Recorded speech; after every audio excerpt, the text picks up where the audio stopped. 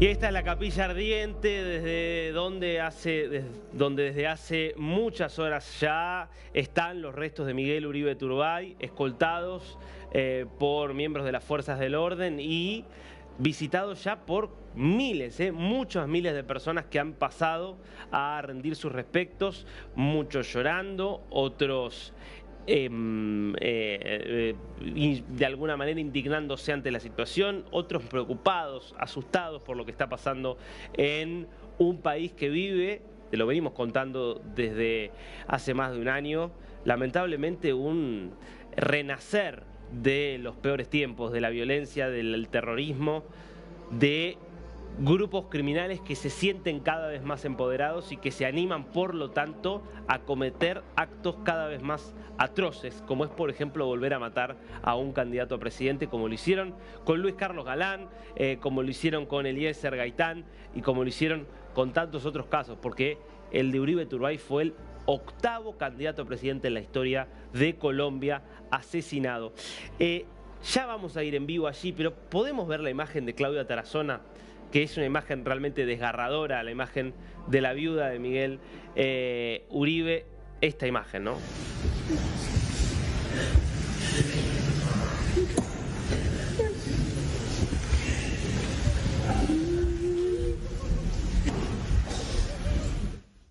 La imagen de una mujer que desde hace más de 2 meses estaba luchando, aferrada a la ilusión de un milagro, y es que un hombre que recibió 2 balazos en la cabeza pudiera salir adelante y que se enfrenta ante esta realidad de una política colombiana que se convirtió en una profesión de altísimo riesgo, nada parecido a andar en bicicleta. Y ahora vamos a ver por qué te estoy diciendo esto. Quiero ir en vivo a Bogotá, allí está nuestro compañero Sergio David González y que nos va a transmitir un poco qué es lo que se está viviendo allí. Sergio, buen día, ¿cómo estás? Darío, un gusto saludarte. Mira, nosotros también nos encontramos aquí en la Cámara de Representantes, justamente aquí en la Cámara Baja del Congreso de la República, donde está esta Cámara Ardiente en su segundo día de los restos de Miguel Uribe, estando en este punto. Quiero mostrarte un poco más con la cámara de Ricardo López cómo es el ambiente acá, aparte de la señal que tenemos en directo con nuestra cámara estática. Esto es lo que se está viendo acá, Darío. Son miles de personas que han venido de diferentes puntos de toda Colombia para darle el último adiós a Miguel Uribe, para poder estar cerca de su féretro. En realidad que las filas son bastante largas a las afueras del Capitolio Nacional, y aquí internamente la seguridad ha sido por parte de la Policía Nacional y son bastantes las personas las que han llegado hasta acá. Reitero, para darle el último adiós. Son bastantes coronas funerarias las cuales están aquí en el recinto de la Cámara Baja del Congreso de la República, en un día muy triste, pero que a la vez termina siendo un día para recordar estos malos momentos de violencia que está viviendo el país, Darío. Desde las 8:30 de la mañana se abrieron las puertas y estarán en procesión todos los colombianos que decidan venir hasta las 4:30 de la tarde, hora Colombia, Darío.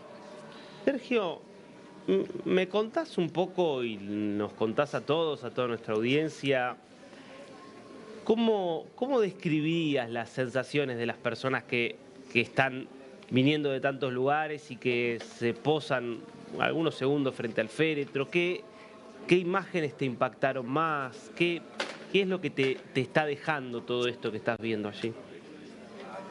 Darío, mira que hay unas emociones encontradas. Por supuesto que la tristeza es la que reina, Darío. Las caras de los colombianos que han venido hasta acá no es de otra forma, sino es de tristeza, y reflejan lo que está viviendo el país. Por temas de seguridad solo están permitiendo ingresar las personas con su teléfono celular, sin morrales, sin ningún implemento adicional.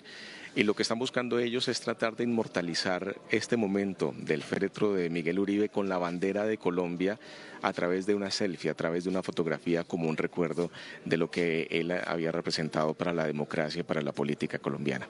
Pero realmente hemos visto ojos llorosos, hemos visto a personas muy tristes, a personas que hubiesen querido un tiempo más para Miguel Uribe en la política colombiana, pero que lastimosamente la violencia arrebató a este futuro de la democracia en Colombia, Darío. Pero en resumidas cuentas, acá lo que estamos viendo es algo muy solemne. Hasta los mismos equipos de prensa de mis colegas que están acá en realidad han sentido esa misma situación. Hay música gregoriana dentro del Capitolio que también hace mucho más solemne este momento y pues en definitiva son muchas personas que llegan y terminan llorando, como no sé si ves la señora que está llegando en este momento. Ella representa muy bien la situación de Colombia, Darío. Son lágrimas en realidad, y este es el común denominador de hoy. Unas lágrimas de dolor, unas lágrimas de nostalgia, unas lágrimas de desesperanza ante una situación muy fuerte que realmente eso nos deja un nudo en la garganta, Darío, que no te imaginas. Como colombianos volver a repetir esto, yo lo viví con Luis Carlos Galán. Yo estaba muy pequeño, yo tenía 11 años cuando ocurrió lo de Luis Carlos Galán Sarmiento, y volverlo a revivir ahora, yo pensé que no iba a volver a vivir una situación de estas y mucho menos estar en un medio internacional para mostrarle a toda Latinoamérica lo que está pasando. Pero este es el común denominador. Acaba de llegar el Procurador General de la Nación justamente a visitar el féretro. Se lo están viendo en este momento en pantalla, Darío. Es que son diferentes figuras políticas y públicas las que han llegado aquí para darle el último adiós en un evento muy privado, pero a la vez muy público, porque hoy se está permitiendo que toda Colombia pueda despedir a Miguel Uribe. Es impresionante, está muy buena la descripción que hace Sergio, y la sensación que da es, uno se puede preguntar, bueno, pero ¿qué era tan popular, tan querido era Miguel Uribe? Y me parece que lo que vos nos transmitís y lo que se está viendo es que va más allá de la figura en sí de Miguel Uribe. Me parece que la gente está llorando por Colombia, por su amado país, un país maravilloso, extraordinario, con una potencia ilimitada, pero que una vez más vuelve a ser arrastrado a la violencia, vuelve a ser arrastrado a manos de grupos criminales que muestran que no tienen ningún tipo de límite. Y es esa, me parece, la mayor angustia que es lo que se está viendo, y que es lo que también ha expresado, me parece, en estos 2 meses, Claudia Tarazona, que se ha vuelto de alguna forma la cara, el rostro de esta Colombia desgarrada, ¿no? Podemos escuchar lo que decía Tarazona, la viuda de Miguel Uribe, cuando arribaba justamente a este lugar anoche. A ver. Se nos fue un hombre maravilloso para nosotros, el que canta, el que juega ajedrez, el que toca piano, el que compone canciones, el que le dedicó la vida con amor y entrega a Alejandro, a mis hijas y a mí. Para el país se fue un hombre maravilloso, que soñaba con la paz y la unión de Colombia, que soñaba con un país donde ningún niño repitiera la historia que hoy su hijo está repitiendo. Sabemos que en el corazón de Miguel, su lucha y lo que él quisiera para todos nosotros los colombianos es unión, paz y amor. Rechazo cualquier acto de violencia o cualquier acto de venganza por la muerte de Miguel. Quiero decirles también que ojalá se haga justicia, porque la justicia fortalece la democracia. Que los seres humanos respondan por sus actos hace un país justo, y debe haber justicia, no solo por Miguel, sino por una Colombia entera que merece vivir en paz. Esta es la Colombia verdadera. Esta es la Colombia de los ciudadanos, de la gente que trabaja, de la gente que quiere vivir en paz, que quiere desarrollarse, poder cuidar a su familia, poder encontrar un futuro para sus hijos, que sus hijos no mueran, pero que tampoco se vayan del país, aquellos que eventualmente podrían, sino que se queden y puedan prosperar en Colombia. Lamentablemente no es la Colombia del Pastor Saade, no es la Colombia de este personaje que es muy difícil calificar sin utilizar un adjetivo muy fuerte, que el presidente Petro decidió poner como jefe de gabinete a pesar de todos los antecedentes realmente infaustos que había tenido como falso pastor o pastor verdadero, no lo sabemos todavía, a lo largo de los años, con declaraciones realmente repudiables en relación a la democracia, a los derechos humanos, a la libertad de expresión, y que sigue haciendo ese tipo de declaraciones desde ese cargo tan importante que tiene hoy como una de las principales figuras del gobierno, y que para referirse a esta imagen, a esta situación, a esta tragedia literalmente que está viviendo Colombia, utilizó estas expresiones. Escuchando. Bueno, la actividad política siempre tiene un riesgo. Yo no creo que esto haya aumentado el miedo a los candidatos, como dicen algunos. Toda actividad tiene un riesgo. Manejar bicicleta tiene un riesgo de caerse, tropezarse o que lo atropelle un vehículo. Y más nuestra actividad pública en un país tan convulsionado, no de ahora, porque esto es un país que está convulsionado en los últimos 200 años de muerte, guerra, asesinatos y de sacar al adversario como sea del camino. Un Consejo de Seguridad Nacional donde el señor presidente seguirá dando las directrices que ha dado desde un principio, que es salvaguardar la vida, los bienes y la honra de todos los ciudadanos colombianos, sea cual fuere. Y lógicamente más a esas personas que aspiran a llegar a ser presidente de la República de Colombia.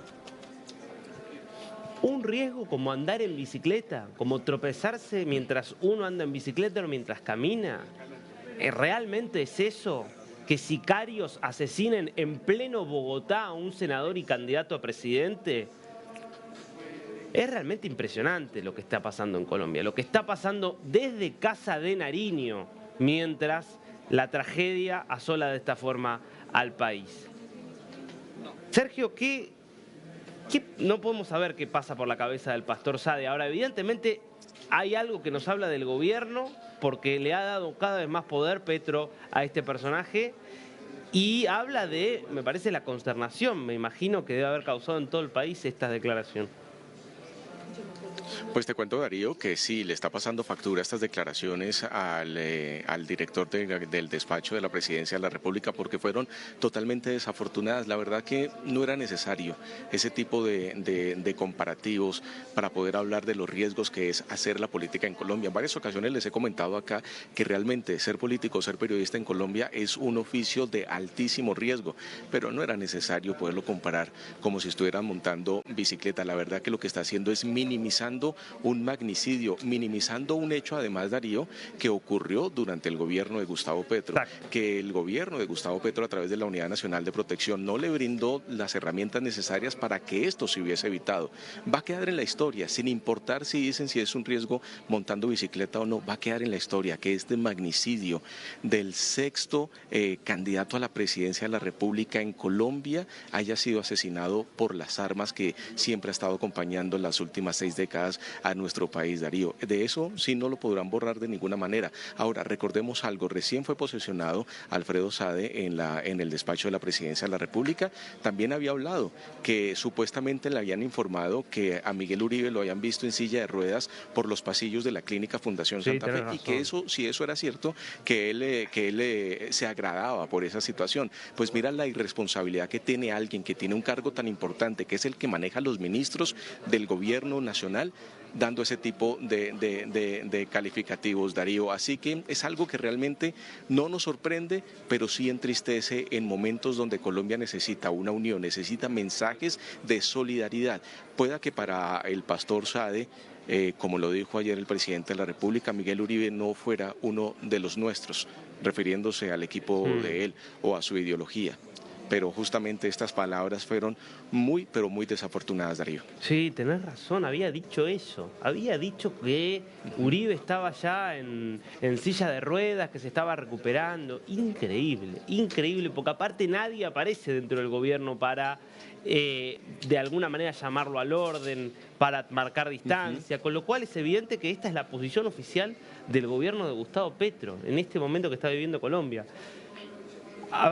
Yendo más allá, digo, del análisis que se puede hacer de lo que implica esta muerte, yendo a lo que también decía antes Claudia Tarazona, que es la necesidad imperiosa de que se haga justicia. Nosotros hablábamos ayer, Sergio, de los detenidos de esta banda, que es la banda que orquestó de alguna forma el asesinato y la acción material de matarlo a Uribe, con este joven sicario de 14 años quien aprieta el gatillo, y con esta banda que había sido armado por alias El Costeño, entre otros alias que tenía. Y cuando conversábamos acerca de, bueno, quién podría haber dado la orden, quién podría haber contratado a esta banda, aparecía como una hipótesis posible las disidencias de la FARC lideradas por Iván Márquez, la segunda Marquetalia, y un personaje del quien vos nos habías hablado, Sergio, y que ya nos habías dicho que el Ejército de Liberación Nacional supuestamente lo había matado, que es alias Zarco Aldinever. Bueno, se refirió Pedro Sánchez, el ministro de Defensa, justamente a la muerte de Aldinever, a su presunta vinculación o no con este caso. A ver, escuchemos lo que decía el ministro de Defensa. Lo que hicimos fue una averiguación a través de nuestros organismos de inteligencia, de revisar la autenticidad de ese comunicado de estos criminales, que como lo explicaba aquí a Stephanie de Caracol, son personas en las cuales definitivamente no se pueden confiar, traicionan a la patria. Si traicionan a la patria, pues también pueden mentir. Y confirmamos que el comunicado era totalmente auténtico de ese grupo criminal. Y con otras líneas investigativas pudimos confirmar que efectivamente, por lo menos en lo que es inteligencia técnica y otro tipo de inteligencia, que sí se trató del asesinato por parte del ELN al Zarco Aldinever. Bueno, esto es lo que decía Pedro Sánchez. Ahora, Sergio, no queda claro cuándo habría sido asesinado alias Zarco Aldinever, si esto habría sido después de la muerte de Uribe Turbay, si habría sido antes. Un poco eso pareciera estar un poco nublado, ¿no? Dudoso. Darío, al parecer sí fue después, fue la semana pasada, Okay. Pero aquí lo que llama la atención es que el gobierno nacional le está dando validez a un comunicado de la segunda Marquetalia, o sea, no está buscando la fuente como lo hacemos los periodistas, ir al punto, cuál es la realidad y poder tener todos los puntos de vista, sino que aquí lo que está diciendo es que le está dando veracidad a un comunicado que dio la segunda Marquetalia sobre la muerte de alias el Zarco Aldinever en una emboscada del ELN en Venezuela que ocurrió la semana pasada. Esa es la situación, Darío. Eso es lo que está pasando en este momento, donde el Ministerio de Defensa le está dando la veracidad a un grupo insurgente, pero no le está pidiendo a Venezuela, o por lo menos no conocemos en este momento a través de canales diplomáticos, que dé a conocer el acta de defunción del Zarco Aldinever. Si las autoridades en Venezuela tienen conocimiento de eso, si alguna autoridad judicial en Venezuela hizo el levantamiento del cadáver, si hay algún video relacionado, la comunidad cómo se encuentra. Esos son los interrogantes que hasta el momento no se conocen sobre esta situación. Y mientras todo esto ocurre, Darío, mira, seguimos en cámara ardiente aquí con Miguel Uribe, víctima, justamente, si es verdad, de las disidencias, víctima de esta violencia por parte de este grupo insurgente. Un grupo insurgente que vos bien lo decís, tiene un asentamiento esencialmente en territorio venezolano y con el amparo claro, explícito del régimen de Nicolás Maduro y del cartel de los soles, de quienes son cómplices, porque en definitiva lo que establece Estados Unidos y la razón por la cual Estados Unidos le pone 50 millones de dólares por la cabeza de Maduro es por la cantidad de cocaína que militares venezolanos, partes de esta banda, han enviado a Estados Unidos, cocaína que sale de Colombia y que presumiblemente llevan a Venezuela estos grupos aliados al régimen. Por eso es tan llamativo la alianza que están tejiendo Gustavo Petro y Nicolás Maduro, una alianza que lo tiene ahora a Maduro hablando de unir los ejércitos. Increíble. Escuchemos lo que decía el dictador. Unir el trabajo de cooperación entre las autoridades, gobernadores, alcaldes, autoridades públicas legítimas. Unir a los gobiernos nacionales con los ministerios. Unir a las fuerzas militares de Colombia con la Fuerza Armada Nacional Bolivariana en la garantía de que es un territorio libre de violencia, grupos armados, narcotráfico, completo, de Táchira, Zulia hasta La Guajira, y lo estamos logrando, lo vamos a lograr. Del lado venezolano, como yo se lo he dicho al presidente Gustavo Petro muchas veces, del lado venezolano, Venezuela es un país libre de cultivo, de hoja de coca, libre de laboratorios de cocaína, libre totalmente.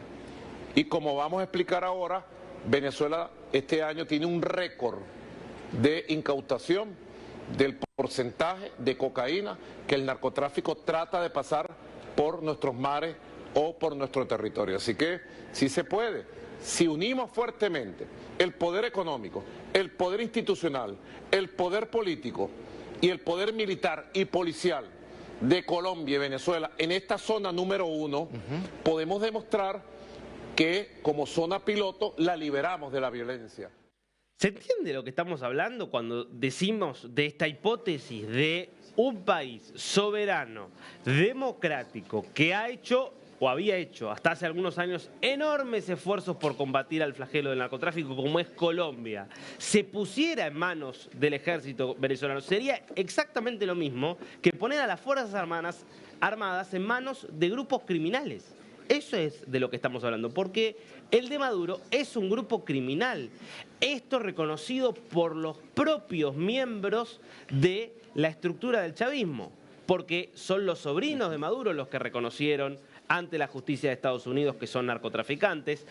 Es el Pollo Carvajal, el ex jefe de contrainteligencia militar, quien confesó esto también ante la justicia de Estados Unidos. No es que es gente que es opositora a Maduro quien reconoce esto.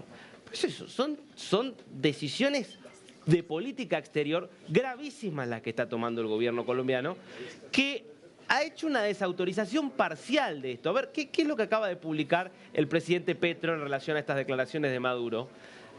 Fíjate lo que dice. Nicolás Maduro no ha hablado de unir los ejércitos. Bueno, vos lo escuchaste, digo.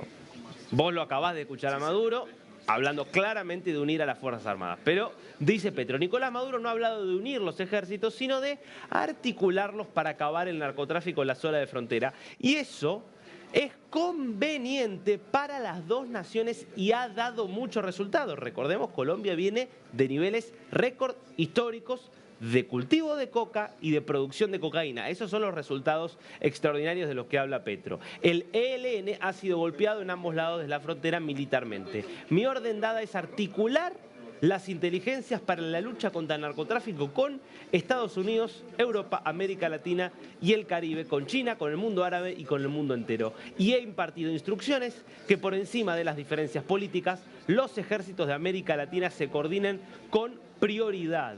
Lo que pasa es que ningún ejército de América Latina va a coordinar con un ejército criminal como es el de Maduro. El único que está evidentemente dispuesto a eso es Petro, que Sergio termina entonces convalidando, en definitiva lo dicho por Maduro, de que se está yendo hacia un trabajo cada vez más cooperativo con este grupo criminal que hoy domina Venezuela.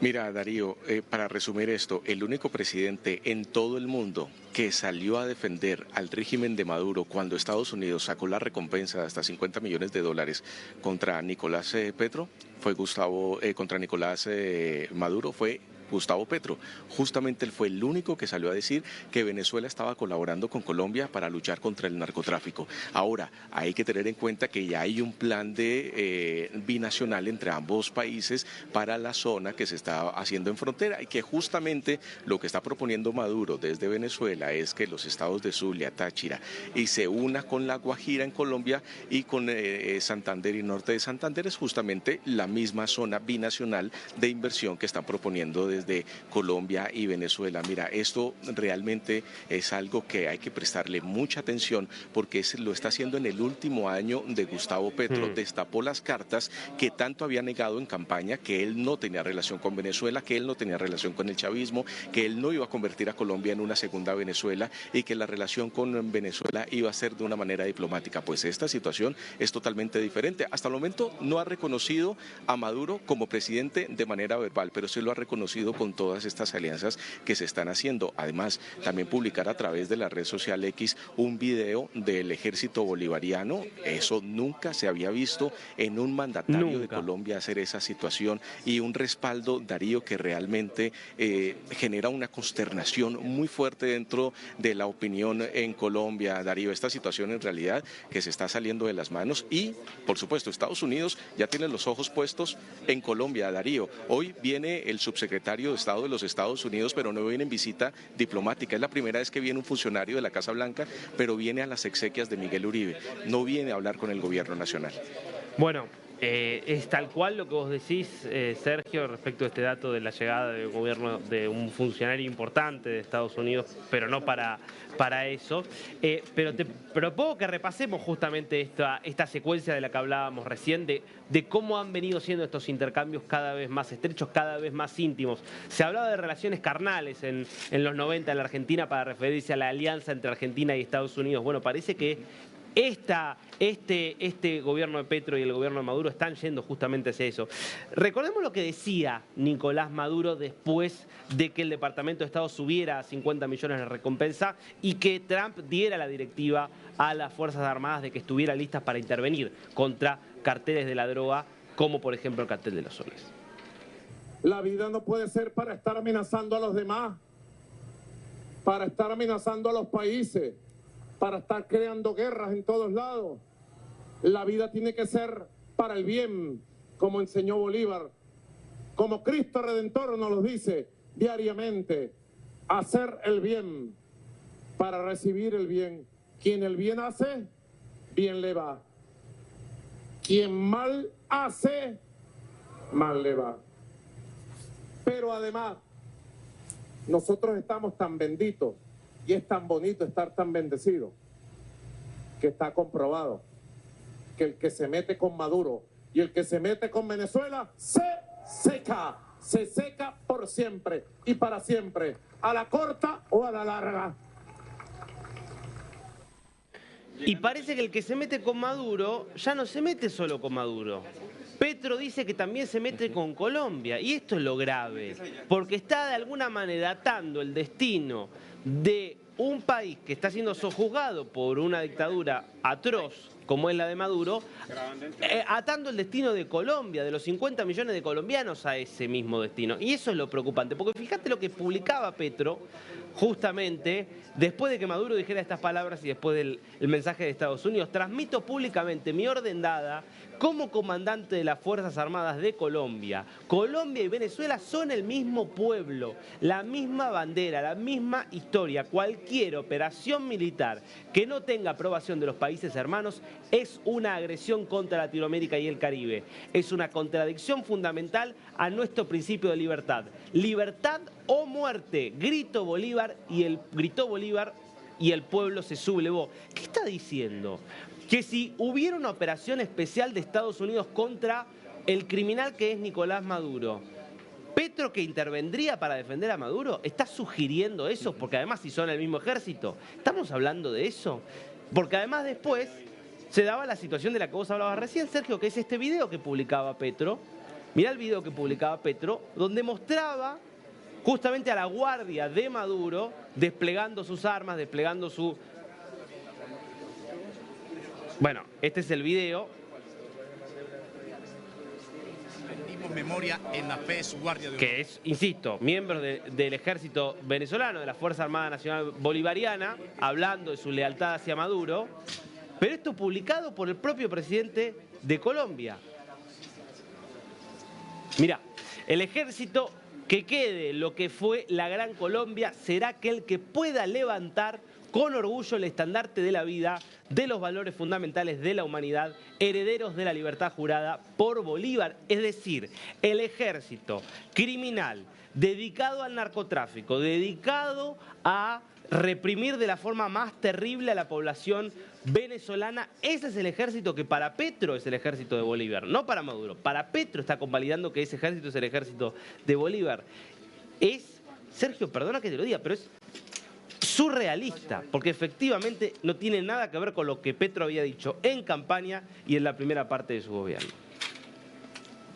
Sí, Darío, lamentable esta situación, además que vuelve a sacar la bandera de guerra o muerte, que es la que utilizó Bolívar durante la independencia y que realmente la utilizó también para que aquí mismo en el Congreso de la República le aprobaran las reformas tanto pensional como laboral, y esa fue la amenaza, que todo el que estuviera en contra de estas reformas, bye bye, tal cual como lo dijo, y hay que borrarlo de la historia. Otra vez vuelve a tener este tipo de pronunciamientos en una línea muy ideológica, y si ves casi como el argumento que tienen tanto Venezuela como Colombia, parece que siguieran un guión porque hablan muy similar sobre esta situación. Vamos a ver en qué termina. Hoy hay una reunión de seguridad en la Casa de Nariño hacia las 6, 7 de la noche, Darío, donde se va a hablar esta situación. Es verdad que es una propuesta del gobierno, es una propuesta de Petro, pero pareciera que no se la ha presentado al ministro de Defensa y no se la ha presentado a los generales y coroneles en la policía y el ejército colombiano. Vamos a ver ellos qué opinan, qué es la situación que se viene presentando, porque la verdad, si eso ocurre, es perder soberanía. La soberanía que tanto está reclamando con Perú, la estaría perdiendo con Venezuela. Impecable. Sergio, nos vamos con una imagen final del funeral, de esta despedida a los restos de Miguel Uribe Turbay.